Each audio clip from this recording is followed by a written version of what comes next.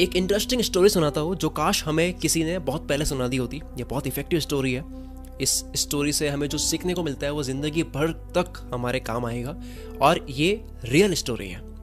ये स्टोरी है एक किंग और उसके वजीर मंत्री की।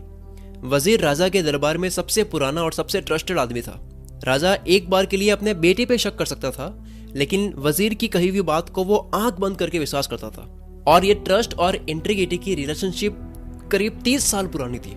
यस, 30 साल पुराना ये विश्वास चल रहा था। 30 साल से वजीर ने राजा को कभी डिसअपॉइंट नहीं करा। हर एक डिसीजन जो राजा के लिए वजीर ने लिया हमेशा सही साबित हुआ, बेनिफिशियल रहा। लेकिन इतनी लंबी सर्विस के दौरान वजीर को कई तकलीफें उठानी पड़ती थी। जैसे कि राजा के लिए वो अपनी फैमिली को वक्त नहीं दे पाता था।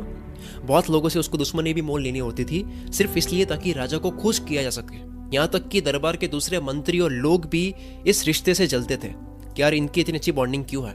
उन्हें फील होता था कि यार राजा हम पर इतना ट्रस्ट नहीं करता है, इतना ट्रस्ट दिखाता नहीं है राजा हम पे, तो इस वजीर पे क्यों दिखाता है। इसीलिए दूसरे दरबारी हमेशा वजीर को राजा के सामने हमेशा नीचा दिखाने की कोशिश करते हैं, बदनाम करने की कोशिश करने में लगे रहते थे, जो कि वो कभी सक्सेसफुल नहीं हो पाए। बट कहते हैं ना कि टाइम बहुत ही वॉलेटाइल चीज है। अगर आप लगे रहो किसी चीज के पीछे एक लंबे टाइम तक तो वो मिल जाता है। तो लोगों ने रिश्ते को खराब करने की बहुत कोशिश की और फाइनली हुआ क्या, वजीर राजा के कैंपेन्स और मिशंस में इतना बिजी हो गया कि उसे टाइम ही नहीं मिला ये पता करने में कि एक बड़ी भारी साजिश चल रही है उसे गद्दार साबित करने की, वजीर को गद्दार साबित करने की।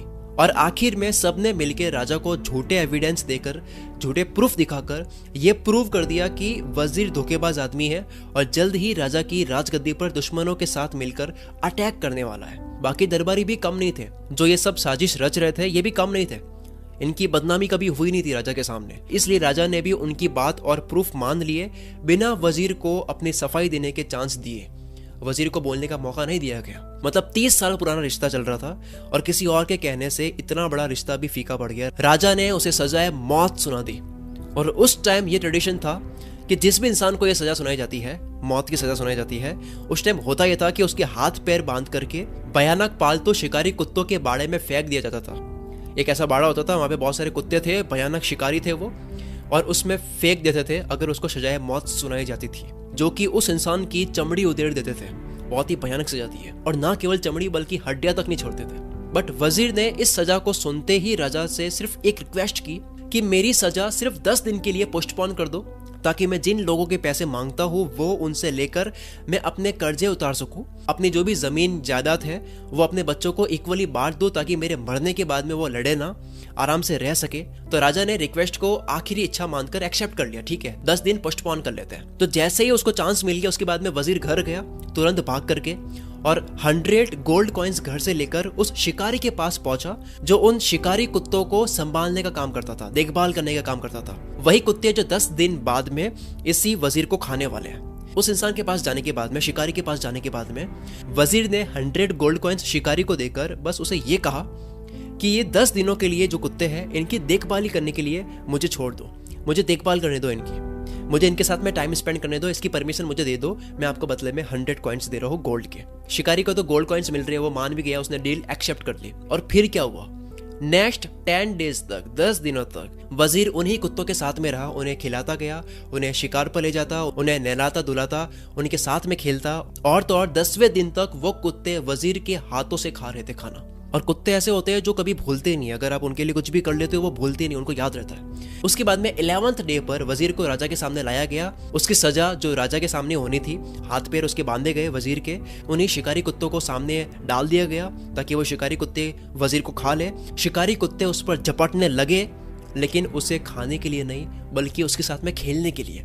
सबके सब कुत्ते प्यार से वजीर के ऊपर गिर रहे हैं, पूंछ हिला करके सारे कुत्ते वजीर को प्यार दिखा रहे हैं अपना। राजा और बाकी के दरबारी ये देखकर हैरान हो गए कि इतने खूंखार कुत्ते, एग्रेसिव शिकारी कुत्ते इस वजीर को प्यार क्यों कर रहे हैं, खा क्यों नहीं रहे, इसकी चमड़ी क्यों नहीं उधेड़ रहे। राजा ने ये सब बातें वजीर से पूछी गई कि ये क्या हो रहा है, ये खेल अलग कैसे हो गया।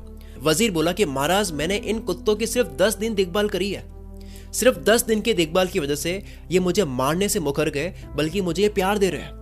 और आपकी सेवा मैंने 30 साल की, लेकिन आपने मेरी कुछ दुश्मनों की बातों और इल्जामों के बहकावे में आकर के मुझे सजाए मौत सुना दी। राजा शर्म से पानी पानी हो गया। उसे अपनी गलती का एहसास हुआ, उसकी सजा को माफ किया और उसने वजीर को उसकी पोजीशन फिर से दे दी कि फिर से तुम काम करो, तुम तो विश्वास के लायक हो। और उन सारे दरबारियों को जिन्होंने साजिश रची थी उनको वजीर के हवाले कर दिया, जिन्होंने राजा के कान भरे थे। वजीर चाहता तो उन्हें मौत के घाट उतार सकता था, बट वजीर ने अपने दुश्मनों को, दरबारियों को माफ कर दिया। वजीर के माफ करने की वजह से राजा की नजरों में ये और ऊपर उठ गया। वजीर अगर ऐसा कुछ करता कि अपनी इनोसेंट से राजा को समझाने की कोशिश करता, अगर वो अपनी मासूमियत साबित करने की कोशिश करता कि यार मैं नहीं हूं, मैंने ऐसा नहीं करा है, तो शायद उसकी मौत हो जाती। तो शायद कुत्तों ने वजीर की चमड़ी उधेड़ दी होती। लेकिन वजीर ने सोचा कि मैं अपने आप को सही साबित वर्ड से करने से अच्छा एक्शन से साबित करूं, एक्शन से दिखाऊं राजा को कि वो कितनी बड़ी गलती कर चुका है, राजा ने कितनी बड़ी गलती करी है उसके वफादार वजीर पर शक करके। So the lesson is, argument करने से अच्छा, बोलकर बताने से अच्छा है कि एक्शन से आप प्रूव करो।